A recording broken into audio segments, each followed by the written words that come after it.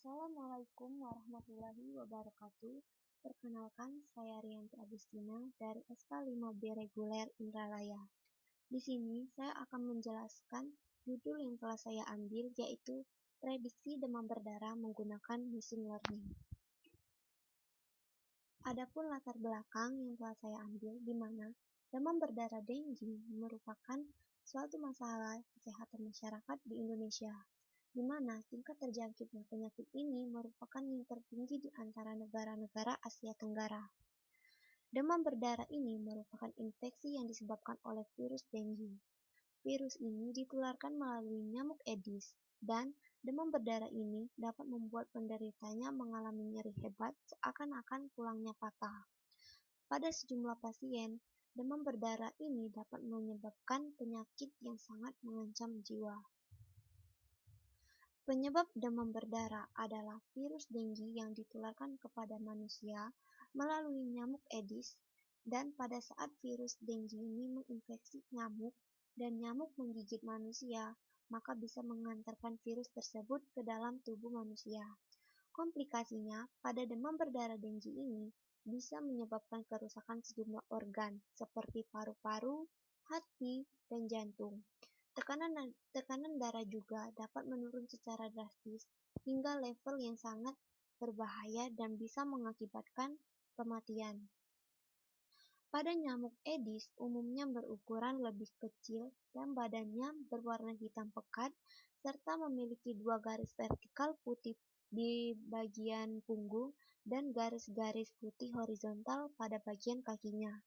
Nah, gejala demam berdarah ini akan diikuti oleh tanda-tanda pendarahan seperti gusi berdarah, mimisan, timbul bintik-bintik merah pada kulit, muntah darah, dan buang air besar berwarna hitam.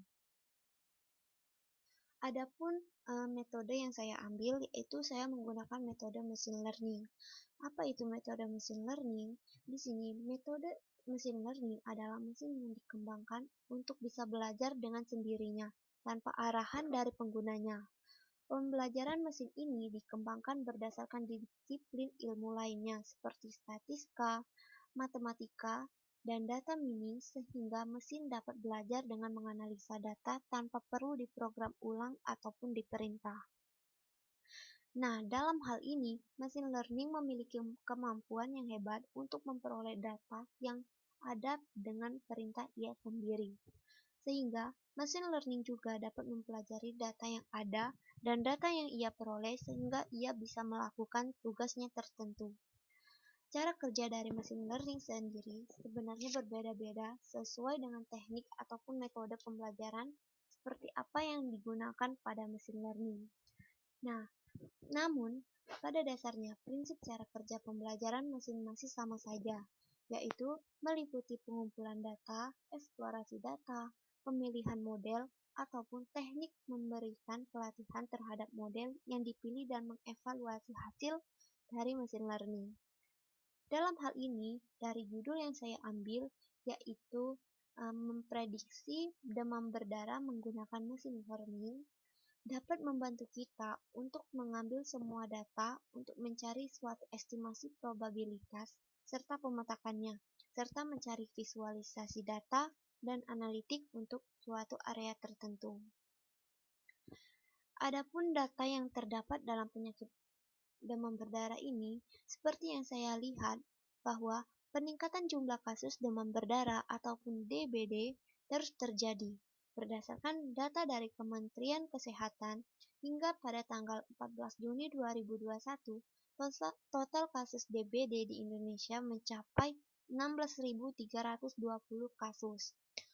Wow, jumlah ini juga meningkatkan sebanyak 6.417 kasus jika dibandingkan pada total kasus DBD pada tanggal 30 Mei yang hanya 9.903 kasus. Penyakit ini biasanya terjadi pada kelompok sekitaran umur 15 tahun sampai 44 tahun. Nah, berikut ini merupakan kode program yang telah saya buat yang berupa ada import canvas yang dimana Pandas ini akan membuat sebuah library dari Python yang berlisensi BSD dan open source yang menyediakan struktur data dan analisis data yang akan mempermudahkan untuk digunakan nanti. Lalu ada import GeoPandas, di mana ini akan membantu untuk memberi label koordinat dengan area yang sesuai. Pelabelan area memang penting untuk mengidentifikasi area ada atau tidak adanya pada pola spesial pada data. Lalu pada import nanti di sini merupakan memiliki kemampuan untuk membentuk objek seperti array yang mirip dengan list pada Python.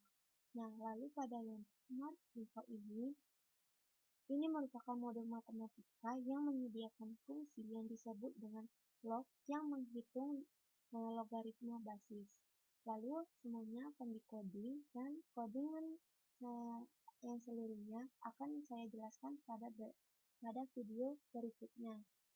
Mungkin sekian yang akan saya sampaikan. Saya akhiri. Wassalamualaikum warahmatullahi wabarakatuh. Terima kasih.